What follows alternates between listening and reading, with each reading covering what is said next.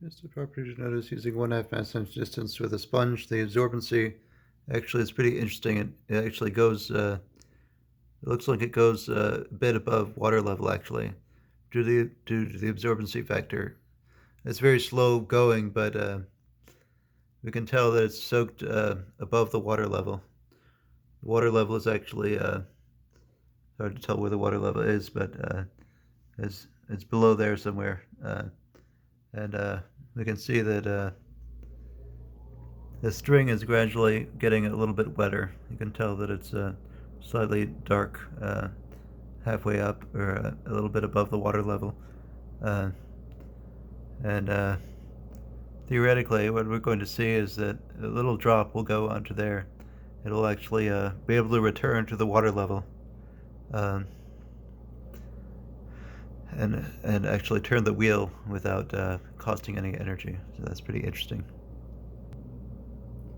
See that the sponge is creating additional moisture along the side of the string that we're using.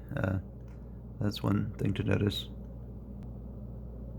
Well, a few minutes later, it doesn't seem to be working quite, but the sponge certainly seems to be absorbent, so that's a good sign for the theory in general. Uh, the hope is that if something is highly absorbent, then it will continue to drip even at a higher altitude than the original source of the absorbency. In this case, it looks like the string is not completely absorbent, but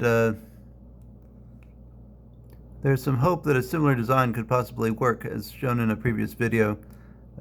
Previously, I showed that the sponge would rise and fall as it dried and absorbed water, but this time I'm hoping that it simply absorbs for the effect of creating a small drip, which would cause the wheel to turn and move.